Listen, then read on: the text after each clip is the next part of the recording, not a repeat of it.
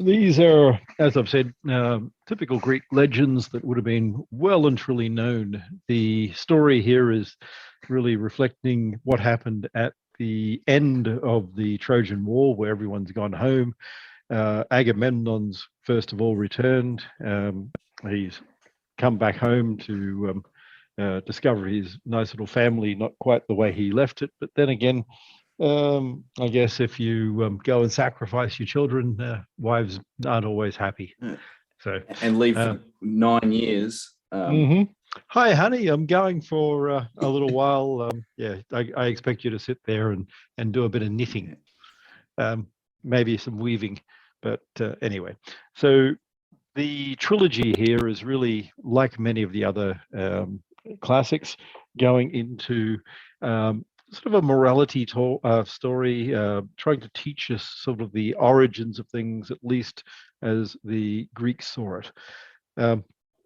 The key aspect of each of these really takes us into the change between a revenge and tribal-based society into something a little bit more modern.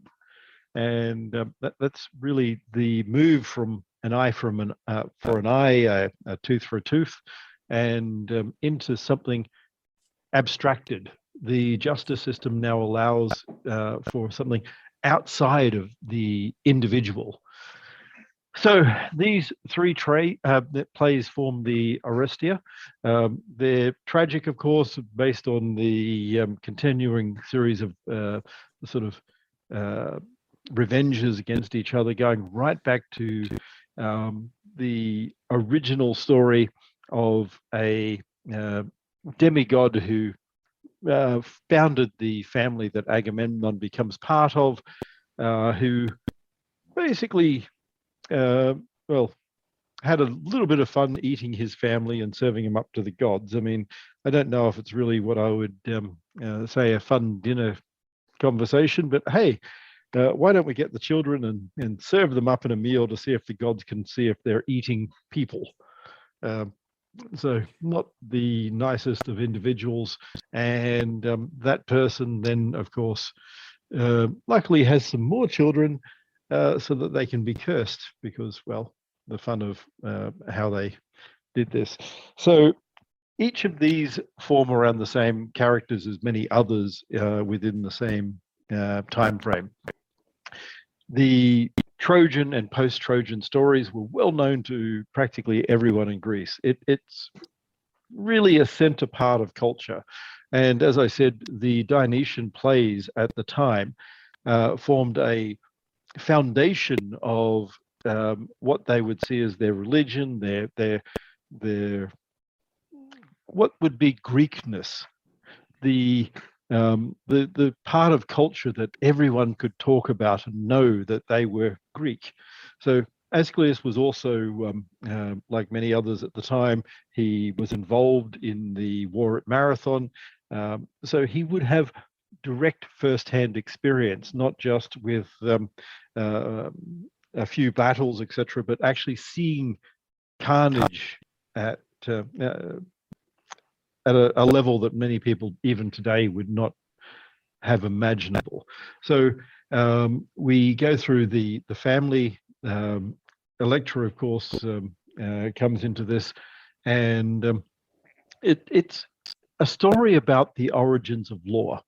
So if we think about the house of Atreus, Tantalus is a descendant of Zeus. I mean, this is fairly normal for these sort of plays. I mean, anyone nice and powerful must be, well, something to do with the gods. So Tantalus kills his son Pelops, serves him to the gods, as I said. He's confined in Hades up to his neck in water. So, I mean, this is something we can see in a little bit of Dante as well. Imagine being tantalized. The idea here is you can just reach, but you can't, because whenever you go to reach for the piece of fruit, a breeze comes along, and that breeze moves the fruit out of your reach. It's a nice little punishment there. You can't move down and drink the water that you're standing in. So you're standing there in Hades, trapped somehow, but You're not able to move down and have a sip. You're not able to reach over and grab the fruit. So hunger, thirst for eternity. So I don't know if we really think of tantalization that way, tantalizing someone. It's really not taken in the original terms. I mean, now it's not quite the same tease of punishment. But old Pelops was okay. He got brought back to life by the gods. I mean, yeah, I mean, it's good to be eaten and then sort of brought back, but he gets to have a family. But there's a little bit of a twist in this too. I mean, the person brought back to life is also brought back to life cursed, if you think about it. So the gods have taken Pelops, and he's had other sons in the family of Atreus and Thyestes. They keep having problems now. So Thyestes has an adulterous affair. Two brothers quarrel, and everyone keeps ending up, well, murdering and cannibalizing each other, etc. So even today, we can see these plays, well, continuously actually performed. There are variations of these in much literature that we see. The Freudian sort of dialogue has the not only the Oedipus complex, but the Electra complex. So anyone had a little bit of reading outside of this into old Oedipus and Electra that they've covered? Oedipus a long time ago. I would have to really read up on it again. But the one thing I do know is there's a kind of running theme of them all being family members. It's like cousins marrying cousins. And yes, well, things. Yeah, they were all very close in this. But we're really going back to a tribal history. So if you think about it, people didn't move around much in the past. It's not like today where we see people going around and having experiences and moving all over the world. This was, well, 2,600 plus years ago. So imagine a tribal society where people live in a single area and they grow up there. Around this time, people had started moving, but you stayed with the same tribe. So even when you did move, you formed a new colony, off you go. So the stories are fairly similar. My original dissertation in theology was on a similar type topic between Judaic and Greek religions. So in my first story, I looked at the Prometheus legend and then Eve, and then looked at Pandora and Eve and the similarities. But we also have other similarities in all of these stories as well. We have the two brothers quarreling. If we look at that, we also have an underlying theme between the brother who is the hunter and the brother who is the tiller of the fields, the person growing and producing grain, etc. So any idea what some of this may actually have as a story for people? It sounds like Cain and Abel. It very much is. But even that story, what do you think is really happening there? One story, in both these stories, you have the hunter. One brother is the hunter, and one brother is the person growing. So imagine now that people are moving away from a hunter-gatherer lifestyle into a settled existence. So is one like kind of more that future, more technologically advanced in the time than the other? It's like one is... In some ways, yes. Or one is more like culturally settled. One is still out there seeking, being a bit of a savage, and the other one is kind of becoming agricultural. And ironically, the hunter-gatherer was actually probably healthier. The distinction is that the settled individual could have more food, would have more children would survive. the problem with this is it makes an agricultural trap. So whereas the society of the hunter-gatherer hardly grows, hardly goes up in size, the settled population grows massively. We have more and more people. So as we grow more, we have more people. Now, the problem with that, of course, is that there's never anything left over. In a hunter-gatherer society, there's always time for leisure, for enjoyment, etc. But in the society of growing more and more, until we get to our modern technologically advanced society where we can replace people with machines, then we have the problem that we have so many people being born that they end up in a subsistence lifestyle anyway. Now, the distinction, of course, here to remember is that even though the subsistence lifestyle is only just better than sort of basically starvation, there are so many more people. So even though the hunter-gatherer is able to be stronger individually, there are more of the other.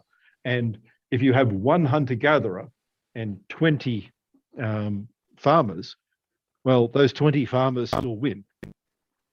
So we have all of these stories, of course, and we go through the history of building this right up to Menelaus and Agamemnon sacrificing for that. And we return to find, well, the infidelity of Agamemnon's wife. So we see the gods at different objectives. So we've gone through this, and we have a personification of many elemental forces, of natural feelings, of passions, of war, of everything else. So in many ways, it's a way of explaining those parts of the world that exist. So clear for him, we see the gods working again against each other, and this explained how the world worked to the ancients. So we could see Apollo urging Orestes to revenge his father. He does this with the help of Electra, as we said, and the two siblings murder their mother, Clytemnestra, and her brother, Aeschylus. The Furies then come in. They're seeing the wrong in someone killing their mother. So, of course, if you start thinking about it, we have a whole series of problems on problems. And this is part of the argument that people were trying to make with the blood geld.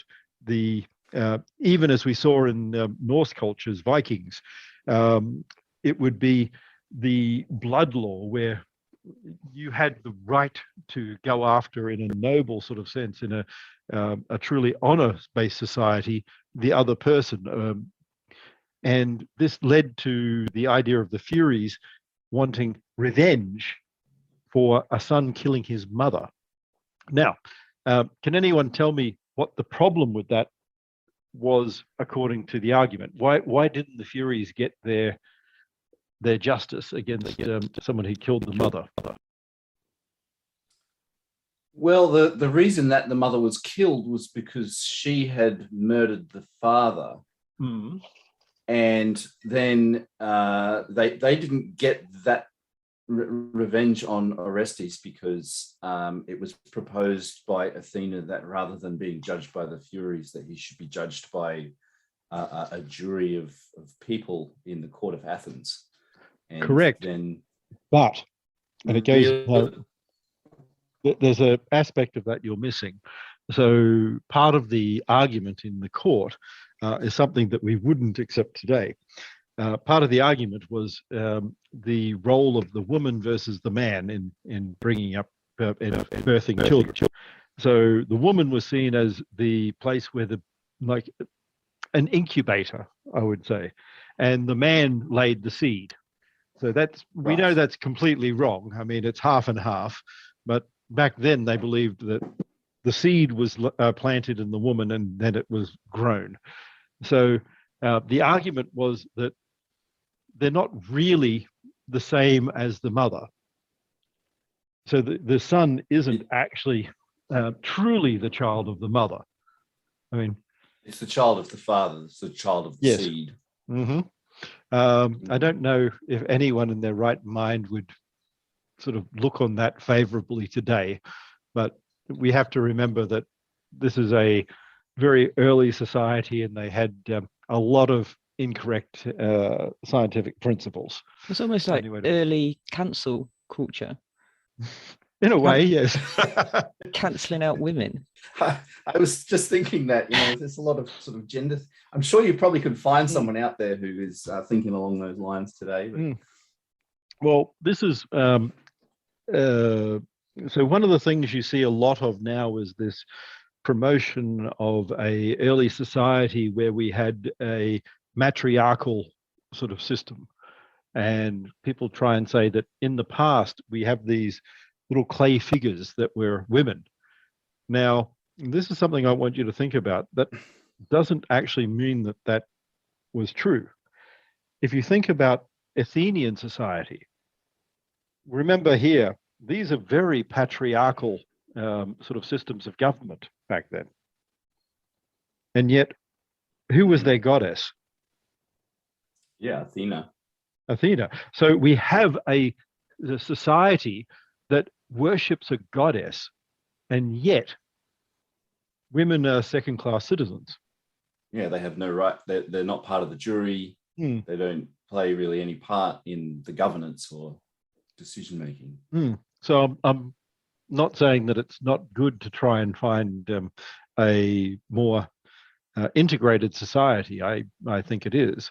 But what some of the arguments that we see from people today saying that in the past there must have been something where women were more respected. There's actually problems with some of these arguments in that, well, just because you actually worship a female god or goddess doesn't mean that you are matriarchal. You can be highly patriarchal and still have a female goddess. Terrible as that seems. I mean, there are lots of societies like this. So now, Orestes, of course, runs away from the Furies. He wants purification of his sin in Athens. And this causes a whole lot of problems for the gods. Which god gets to choose? So Athena, being the main goddess there in Athens, of course, decides, oh, I'm going to pass this to someone else. I'm going to not make the decision because I'm smart enough to know that everyone's going to hate anything that happens. So she creates the first court. Now, this is very different to our system of justice.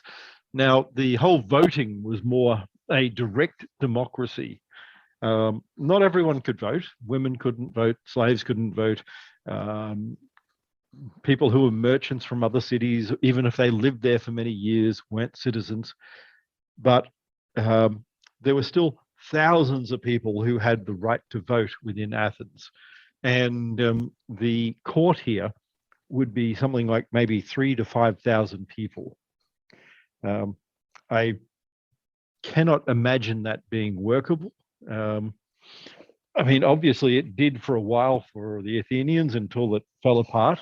They went through a lot of problems and ended up in an oligarchy, replacing that with a democracy. I mean, it wasn't quite as smooth as people make it out to be, but having to convince like 3,000 to 5,000 people of guilt or innocence would be horrible. And Athena, of course, cast the deciding vote. So that then, I guess, sets the underlying flavor that we have of if there's a 50-50 split, if we have a scenario where it could be one or the other, but it's even, then the gods take the casting vote and it goes in the favor of the accused. So the descendants of Atreus, we have a continuing curse. So if you read this story, it's not fun. Like many Greek stories, of course, are not pretty fun. Horrible. Outside of their comedies with like something like the Frogs or one of these things which often read wrong anyway. We have a story where no matter what you do, it's the horns of a dilemma. No matter what your choice is, there's something wrong. It's frying pan fire, a terrible, terrible curse. So we can see the same in Exodus. As I said, this whole region has a lot of similarities. Like over the weekend, I went to Marseille, and I don't know if you realize, but Marseille used to be a Greek city. So before it was French, the Greeks actually sent a colony out there, and then formed a Greek colony that was taken over by the Romans. So this is why many people even today say that Marseille is not really a French city. I mean, it's French, they speak French, but there are vast differences between Parisian culture and Marseille culture. Any idea why you think that might be? Well, I guess these things kind of take a long time to be subsumed by the new thing. You know, when a culture like that is set, it kind of propagates itself for many years. So, although there are a lot of migrants coming into Paris these days, the Mediterranean means that a lot of people land and integrate and trade, and some legal, some illegal, in places like Marseille. And the result of that is that you have a mixture of different cultures. You have people from Algiers, you have people from Morocco, you have people from sub-Saharan Africa who have come up there trying to make a life. You have people from the Middle East, big mix. Now, the result of that is something different to the more traditional French culture. So when you go into Parisian culture, they're very Parisian. I mean, I've studied in Paris before, and I don't know how to say it nicely, but I guess I'll just say Parisians think that Paris is the center of the universe. And to them, that's about how it works. I mean, it's a very nice place, and I love Paris, but yeah, as a guy who learnt the cruddy French that I speak from Canada, Parisians don't like it. It shows a real love for where you're actually born. So in this story, we start to see the explanations and mythology around justice. And myth is actually very important. It's something that we try and discount now. We're becoming more decadent in many ways. What I will say is, in discounting myth and trying to say everything's scientific and stopping the teaching of many areas of aesthetics, spirituality, history, the past, what we're really doing is making people who are bigots. They're too highly focused on their area. They're technically adept, they're trained, they know their specializations, but that's it. So this is my argument on education. I think we're actually going towards something that misses the purpose of things. We know how to calculate mathematically a particular set of values in an area, and we don't understand the aesthetics, the reasoning, the humanity behind it. So, but anyway, going back to the issue, the eye for an eye problem here is when does it end? When do you get an end? And there's no real end. You end up with more and more people being involved. If you have a family, that family starts a clan war. The Hatfields and McCoys, much mythologized in American culture, actually started with a real family, a distinction in the hills of West Virginia. So these two families actually started because, well, I don't even remember the exact history, but there was a civil war, brother versus brother, wife, brother and problem going back maybe 150 years, and there are still people in West Virginia who have problems with different families. We see the same in Scotland. There are problems with the Campbell family versus, I mean, the whole thing just ends up getting larger and larger than life. So the law is now structured as something that doesn't allow guilt to be transmitted across all of this into family ties, into multiple areas. It ends. So the concept of law is creating the scapegoat, so to speak, that takes away all the problems of others. And this methodology of seeking justice now allows us to have a process rather than revenge. So the gods in this basically say it's too difficult for me, which is a little bit different to modern ideas of gods. The modern idea of God is, of course, omnipotent, all-knowing, etc. The Greeks did not see God as all-knowing. They might be smarter. I don't know if you'd really want to worship a Greek god. I get the Greeks did, but for different reasons, it was begging for something. Whereas it's very different to a Christian or even Islamic version of God. So Athena then decides and makes a rule that establishes justice going forward. The Furies create a prosecution case. They actually act trying to say Apollo needs to be punished. And Orestes then gets to speak for himself for the defense, allowing Athena to cast a deciding vote. Now, in part, this is why the old Furies there are not terribly happy, because it's not even to them an independent sort of decision. The gods still step in and make the decision. These Furies then aren't terribly happy. So this is also part of what forms culture. There is a shared mythology, something that people can understand. In Western society, this was something that bound us all in the past. If we were English, we had English history. We had, if you were French, you had French history. You had some commonality being Western, but there were always the memes and stories that became part of what made you either English or French, etc. That's part of your identity, not in the Freudian sense.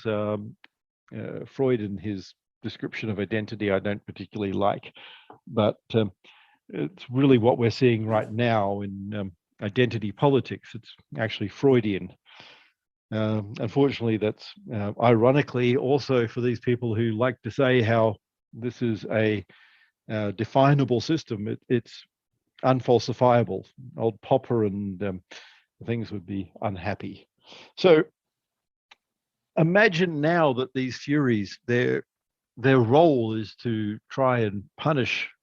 I mean, your role as an elemental god force is now stymied by another god. Your whole existence has been undermined. So at least Athenian society found a different way of accounting for that. How do we now bind these elemental forces so they won't go and destroy us all? And that's really a lot of the other stories. I mean, you annoy the gods and they basically consume you eventually. Even old Heracles eventually died, although stepping into the final fire and burning himself into nothingness made him a demigod in the story. I don't know if I want to step into a bonfire to make myself a demigod, but anyway. So by believing in the power of the court, this shared meme and mythology that we even have now, we create something that distributes sort of justice rather than revenge from generation to generation. So we're here in number 9, and although next week there's a little bit of a different sort of theme again, we have an underlying theme in many of the things that I'm trying to get through to people, which is the foundation of law and society. And as we start going through that, we will start seeing that it's not just about accepting politics and going law's right, whether we're sort of in maybe a left or a right type bent, then it's really about a process of arguing, of debating, of finding reality. And one of the things that I'll keep arguing again and again is that the political problems here shouldn't be left to other people. The problem that we see is that people expect politics just to work. They have this idea that law, politics, etc., work without them being involved, and they don't need to worry that the world will sort itself out. It doesn't. If you want a democratic system, a republican system, an idea of constitutional law to work, if you want law and courts to work, then you need to be involved. And you can go, oh, but there's so many millions of other people. So what? There are millions of other people who don't get involved. If you want your say, if you want to actually do things so that it works out right, then you need to actually be involved. So let's go into the question of, was there justice to Orestes? So you wrote a little bit about some of these things in the last few weeks. What do you think, Brendan? It's a hard one because he did murder both his mother and her, I guess, new husband. I don't know if they ever got married or whatever, but and was effectively not punished for that. Got to leave a free man. However, by allowing him to leave, the sort of that whole curse which had affected his family for multiple generations, I guess, was lifted, and not only that, but the world entirely sort of locked the Furies into this new way of being for them, which is where they were an object of worship, who turned around and helped the city of Athens grow into what it would eventually become. Now, that's not an answer to the question, was there justice to Orestes?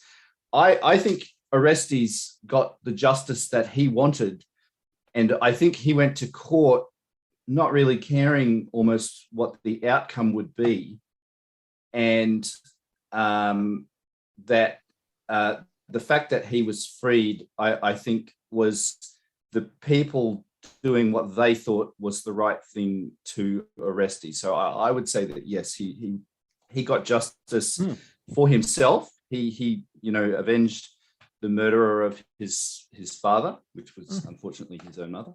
And then the people were able to make a judgment on that and determine what the outcome should be for him, which I would call justice.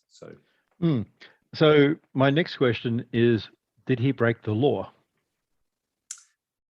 Well, was there really a law to break? I guess where was it written down that you can't kill your mother? I mean, his mother literally murdered his husband and his lover, and then just took up house in the castle and started ruling the kingdom with her. In the early Greek civilizations, we don't have any indication of law. We do from Solon on, which is sort of 500 years later. But if we think around the same time, the rules in Leviticus, Deuteronomy, etc., weren't that uncommon. They were fairly common around the sort of Mediterranean basin, and even up Iran, Iraq, etc., as we see them today, the Babylonian areas, etc. So we have a rule, we have a few conflicting rules. We have, well, eye for an eye, but we also have honor thy father and thy mother. Now, the problem, of course, is how do we get eye for an eye against, well, our mother, and honor our father, but then we're not honoring our mother? I mean, so there were conflicting rules here, and that's part of what courts do. So there are always going to be conflicts in law, and there are whole areas in academic study on conflict of law. Now, the difference is in society, we can choose. And in democracies, we can actually go out there and we can try and promote one area over another, and rules change. Representative democracy means we vote parties, and hopefully we get the change we want. It doesn't always work out the way that we want it as quick as we want, but slowly things change. So the question here is, did Orestes act justly? But it's hard to really understand. I mean, it's a rule of kin rights, of revenge, of tribalism. Even in the today, context of the time, sorry, I was just going, in the context of the time, you could probably easily argue that he did, but today such a thing would absolutely not be considered. You know, if the mother murdered the father, then there's a process to go through. Yeah, but then we're brought up on this idea of law and justice in courts. So we're very different. Now, if you think, though, if you go up to, say, Papua New Guinea, there are still small tribal areas that aren't as bad as they were 50 years ago, but are very much on tribal law. There was an interview I saw, and I saw the transcript from a professor, female professor that had been studying these areas she was a lecturer from anthropology course I did ages ago.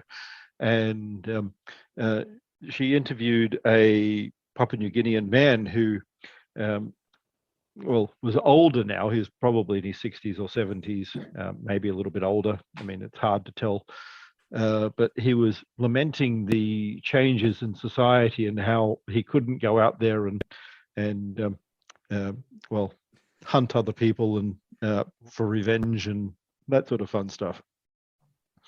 I don't see morality on as part of this. Like, morally, you just know that killing your parents is not good.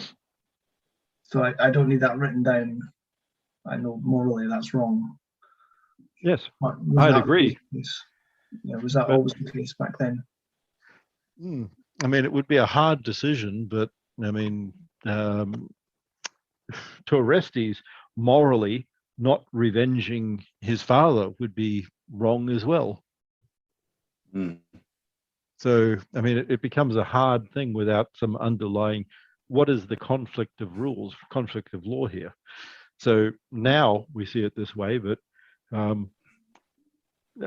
take even the American founding fathers. I mean, Hamilton had a bright future ahead of him, could have been future president of America, was the person who ran everything for Washington, had a big power base, was behind many of the ideas in the Federalist Papers, and yet he died in a duel.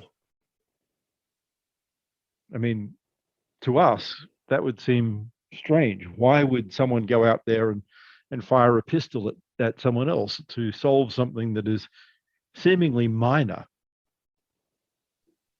I mean, I'm probably a better shot than Mr. McCormick, so it would have solved everything 4 years ago, but I don't know if people would be happy with that now. I'd probably be enjoying a nice little... You could get away with that. No, I'd be enjoying a nice little sort of stay with Her Majesty's sort of prisons, and yeah. But I always thought it was quite bizarre because it's kind of a polite way of killing people. yes.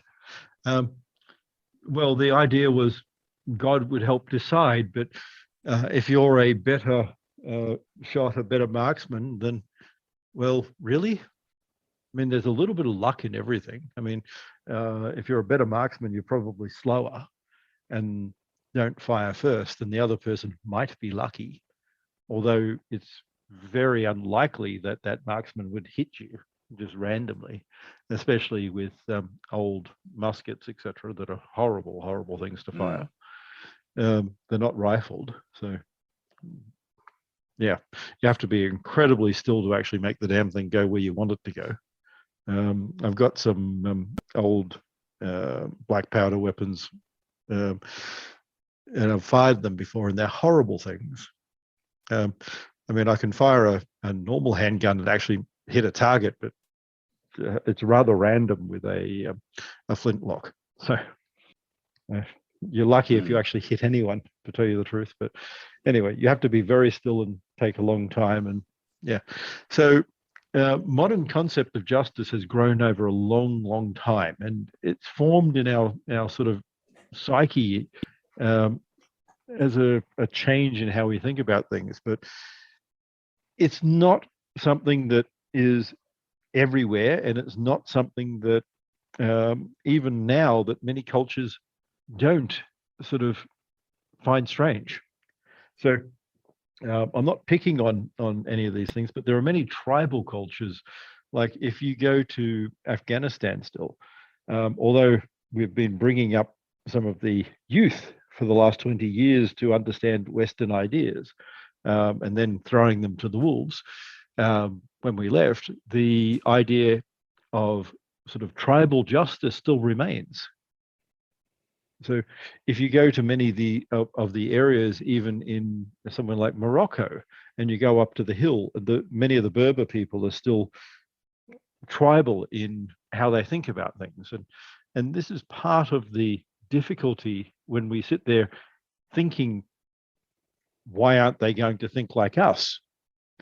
If we think about some of the ideas of like the Ukraine right now and Russia, we have to stop thinking that these are Western sort of ideas of culture. I mean, if you are more, I mean, my part of my politics degree, my master's in politics, I actually did a psychological study of Mr. Putin, and did that before all this stuff happened. And he's he's not as crazy as people say, but he has a very different idea of society than we do. And to apply our idea of rational outcomes to his is wrong. He's incredibly rational. He just doesn't want the same things. So if we don't start actually understanding the person on the other side of the table, then we're going to end up with problems over and over. So in the past, it's a huge risk.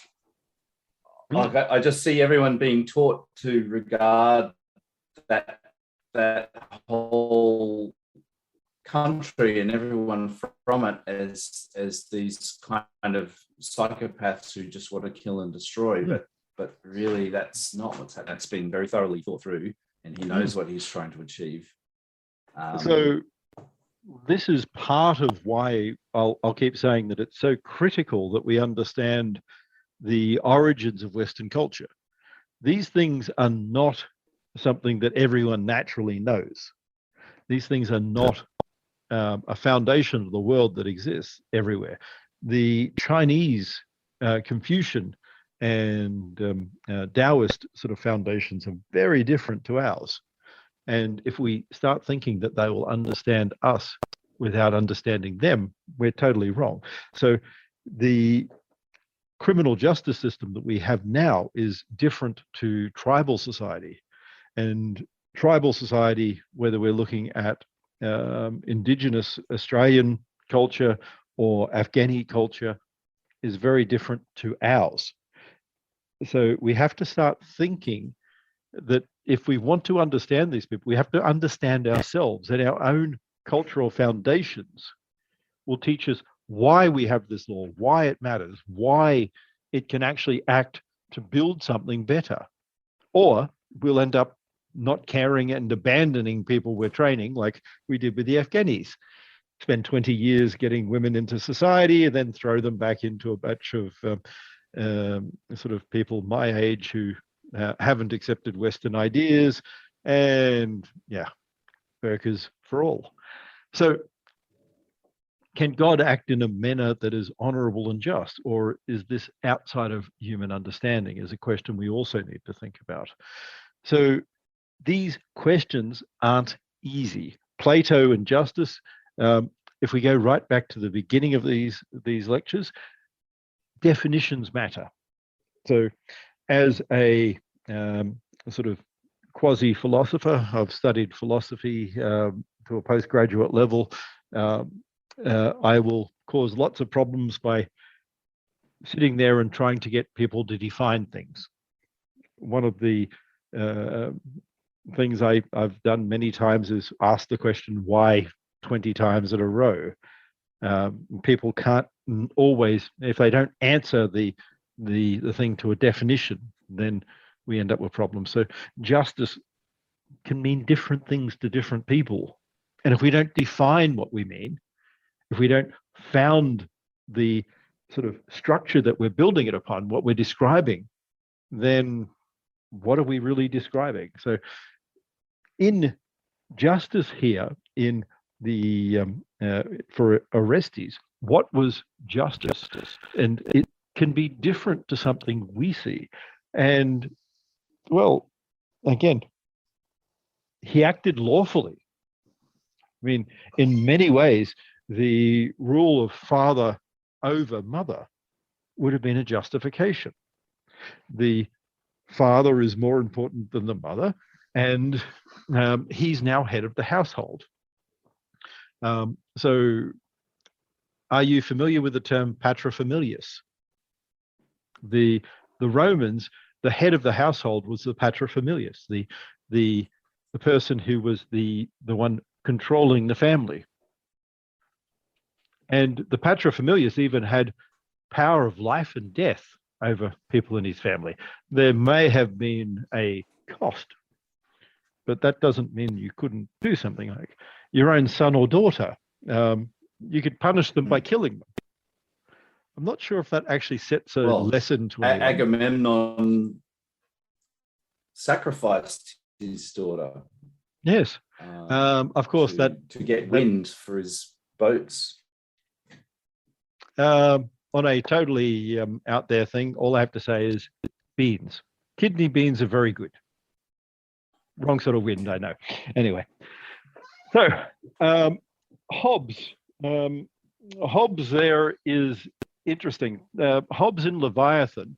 We'll get to Leviathan later, but everything is right for Hobbes. Hobbes is very, very politically anti-change. He'd been through the Civil War in England and believed that monarchy and the power that be needs to be in charge. So for Hobbes, so what was Orestes' position in this society? He's the primary son of the great king. He was the heir to the kingdom. So effectively, this makes him in charge. So to Hobbes, this guy is the ruler. So the ruler, you don't question. Hobbes, of course, if you're a valid ruler, that's it. You just take what they say. Validity is, of course, a question that is arguable. And as a intellectual exercise, I've done whether Hobbes would accept Kim Jong-il in North Korea or not, but he probably would. But I'd like to argue that he wouldn't. So we can't necessarily put a modern idea of morality or ethical quality to the actions being taken. We have problems in that they don't apply out of time. So justice and justice, these are human constructs. Mr. Hobbes would sit there going that they come into existence through civil society and law. They're not something that acts outside of us. It is us moving into humanity rather than just being a human animal that helps create society, the rules, the ideas in our mind that makes us more than we are. Something that Freud would say is the development of the ego, first of all, from the id, then the superego as an overarching structure that embraces the ideas of society. Again, I'm not a big fan of Freud, but yeah, he's got some little points that sound good occasionally. So Orestes acted under Apollo's law. The command to avenge one's father was there. So we're not going to see that in a modern court, of course, but I mean, it's not going to be that, oh, well, I killed my mum because I was avenging my dad. I don't know if that will go down terribly well in any Western society. Theoretically possible that there are societies out there that would actually go fine in. There are still areas where this is maybe possible. Under tribal law, a lot of the world has opened up and embraced tribal law. I actually see that as problematic. I know we have this anti-colonial, decolonialization crap, but I think it was a very good thing that the English went in there and banned sooty, the practice of wife burning. I don't think that it was a good thing that a bunch of male family members get to burn the wife who, well, survived her husband. And those terrible colonial English banning that is a good bloody thing, in my opinion. Just like those terrible English banning slavery. I think that was a good thing too. But hey, that's my colonial aspect. So we have the difference between mere lawfulness, the civil law, and how that really creates a society that, well, can be measured and balanced. Now, equally, this is never going to be perfect. There's a reason it won't be perfect. There are too many conflicting differences between, it's not A and B, it is A and B and C and D, etc. And sometimes these have different outcomes in different scenarios. And although I'm a very black-white sort of Aspie person, the difference here is it's not black and white, or black, white, and gray. It is green, blue, red, yellow, and it's really hard to compare green and yellow against red. And no matter how much of an Aspie I want to be, some of these things are non-binary in outcome. So, not the wrong way. Now, this is actually part of the development of common law too, a system I very much like. The foundation of common law wasn't just a bunch of sort of rich a-holes sitting up there making decisions. Any idea why I will say that it's not just some wealthy judge deciding? Presumably the wealthy judge is because the laws. Oh, sorry, you go, Mike.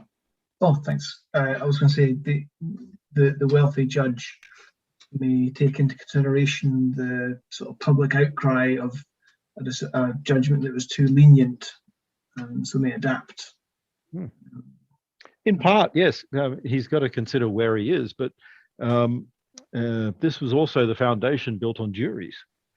So we've got rid of a lot of this in civil cases in Britain. I actually think that's sad, but in America they still have juries, and the view of the common person is important. I know we'd like to say, common person, what do they know? But the common person actually, common knowledge, common law, it's actually more important than many people think. The idea of people who are average and just have the normal views of what is right and wrong in society are actually very much critical to the foundation of law in our system.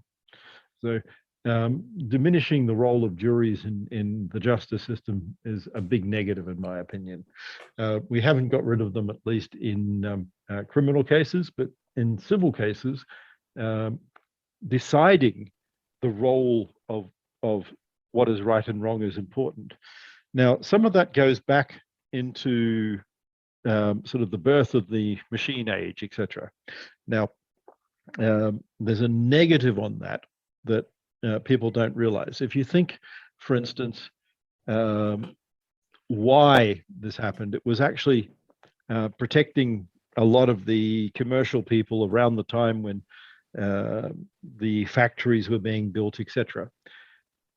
Because imagine now that you're the big plutocrat and you're in industry, and someone who's had their arm munched off in a machine is suing in tort for negligence. The judge might have a different view than 12 juries, like your peers. And who are your peers? Your peers are the other people who might have their arm munched off in the machine. So they're going to say things like, oh, we would like more controls so that none of us have our arms ripped off by this unprotected machine. Like modern societies had to slowly integrate that through legislation, through increasing the franchise to everyone, etc. But go back 200 years, that would have had to be a jury decision, and that opened up a whole lot of different decisions between America and Britain based on what occurred. So imagine now that as the evil capitalist, you have to remember that any tort case for negligence, damages to a person, is going to be decided by people in the community picked at random. That's going to give you a different aspect of how you think about what you do and don't do, how much you spend on making sure that the machines are safe. Was this also a start point for being more fair and just towards women? Because everywhere in law at the moment, up until this point, the wives or the females are seen as the adulterous wives would be killed and not part of a jury system. So is this something that is the start of becoming fairer towards everybody, not just? Interestingly enough, it is a combination of women who were very loud and outspoken in a good way, and men who supported them. I mean, so some of the early utilitarian philosophers were very much seeing that women were important that way. The wars through Europe helped because back in the 19th century, as men went off to fight more and more organized wars, more women would stay at home in factories. Then World War I, World War II, you needed people to actually build munitions. So, and funny enough, at the end of each of these wars, women didn't want to just go back to, well, being baby machines and household appliances. So as terrible as people say, like some of the wars were, the creation of sort of equality between the genders actually is partly because of war. So good things, bad things, etc. So could you almost consider that, because I mean Agamemnon left on some vendetta to go and slaughter a whole other society, and he left his wife in charge. But he came back with a concubine. Yeah, well, I don't know if he left her in charge. He left her running the household, right? But she didn't really have political control. Who would have in that case?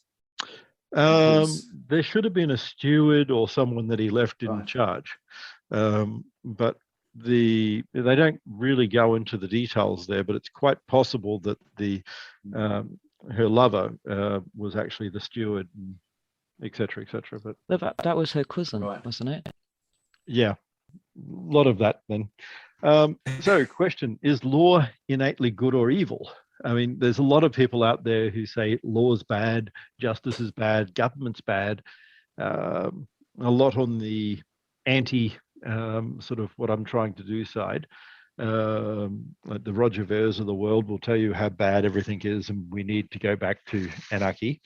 Not understanding what anarchy is like. I've been to places where there is anarchy.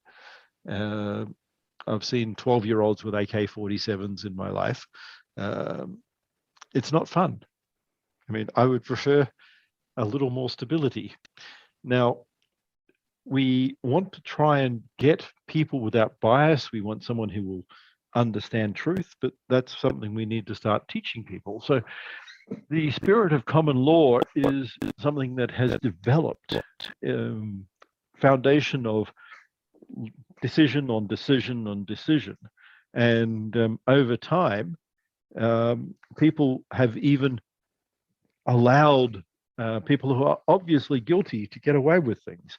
I mean, this is how we have sort of loopholes, and not only loopholes, but ways of saying this is a righteous action.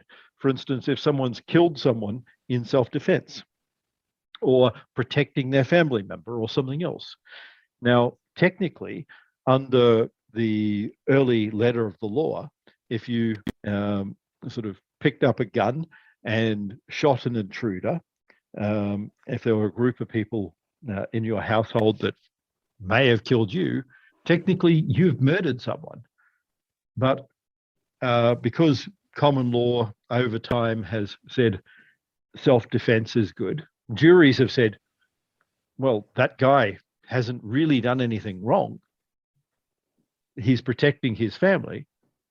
It's created that this is okay. We understand where and where not to draw a line. And all this is built over time. So we have in this story the concept of the first sort of court. But from there, courts form new rules that build on top of rules, and they build on top of rules. And it's an iterative process. Just like when we're doing experiments, etc., we do something and then we do another test and we get closer and closer to the truth. So are we right? Is it the truth? No, very simply. But it gets closer. And that's the important aspect. We don't throw things out because they're not perfect. But this is where people need to be involved. Politics are only going to work if people actually have a view, a point, a perspective, make comments, send comments, talk to people, write a letter to their politician in their local area, be involved, go actually sit on a jury, do a law degree, etc. So the limits of freedom are balanced. So if we think for a moment, we have forgotten that rights are always bounded by a corresponding duty. I know that's a strange concept now. We think innate human rights and there's no cost to them, but there are. Even academic rights of freedom of speech, the duty was to tell the truth, to stand up for what is right. That's why Eliot called sort of academics the clerisy. So we have to think about what the individual liberties are and what the social costs are. So the underlying question is, how do we construct a system that is acceptable? And that's going to change over time as we learn more. We prescribe some conduct, but that's to have a society that works. For instance, there are some innate things that we take for granted now that have no real reason other than everyone does them. For instance, driving on the left or the right side of the road. Different countries have chosen different paths, and as long as everyone in that one area does the same thing, it works. If we had anarchy and everyone decides, hey, I'll do what the hell I want, how does it work? I mean, the Rothbardian idea is everyone can sign up for a court that everyone agrees on, and you realize what we've just done. We've moved away from anarchy. Think about it for a moment. Well, if everyone in society is going to get everyone to agree. Yeah. So and what does that mean? We've now got a government. We have a set of rules. What happens if people don't agree? Well, we out them, and where do they go? I mean, so we go back to a small society and we build up from scratch again. So many of the problems with anarchy are not the existence of rules. It's saying they're not the ones I want. Well, what about the other people in that society? And you can argue that, well, they're not the rules you want. And maybe they're not even the rules that you think the majority wants. Then go out there and proselytize your rules. Sell them. Say why you think they're right, why you think they're wrong, why you think society is better. In which case, change them. So Maslow, of course, pointed to a hierarchy of needs, started with basic security. Now, we may not want to give up freedom, but there are always different freedoms, and society doesn't work if we allow everything. Now, people take that too far, and we end up with banning things that shouldn't be banned. But again, we have to understand the difference between proscribing something in law that doesn't really hurt the majority of society and allowing sort of a more open society and weighing up the pros and cons. So now, in this, of course, I've asked a few little questions. Cassandra there, she had an interesting curse. There are times when I've joked about this one, which is I say these things and years later they happen, and no one listens. Nobody to listens. Me. Yeah, I've said that many times, but Cassandra had that problem. I mean, she was cursed with perfect foresight. I mean, like old Prometheus, she could tell the future and tell everyone what would happen, but also that no one would ever believe her. So there are good ways in modern society that would actually work quite well. I mean, you would just go and you'd pick the lotto numbers, and you'd pick the horses at the race. You'd go and you go, okay, Microsoft will go up 10 points. Apple are going to go down 1 point. So unfortunately, she didn't really think that through. Even back then, there were trade sort of implications.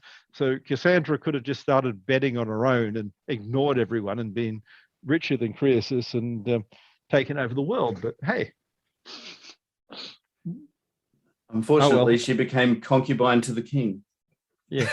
Unfortunately, the part with being a woman in that society was you didn't get to make your own decisions, and they didn't have lotto tickets. So anyway, so question for you. Do you remember which character predicts Agamemnon's fate? There's a big clue there. Well, it's Cassandra. Yeah. So we know one place is when where the Eumenides occur during the play, where they appear. Where else do they appear? So they first appear at at Agamemnon's palace immediately after Orestes kills Clytemnestra. That's when he first sees them. Is they start coming to him. Then he goes to the temple of Apollo. And they come there as well, and they're in the temple debating with him and Apollo, and then they follow him to Athens. So, hand up if you've been to Versailles. In France, yeah. In France, yeah. So, do you remember the all over most of the walls there is a face all over the place? I'll give you a clue. Louis XIV was known as the something king.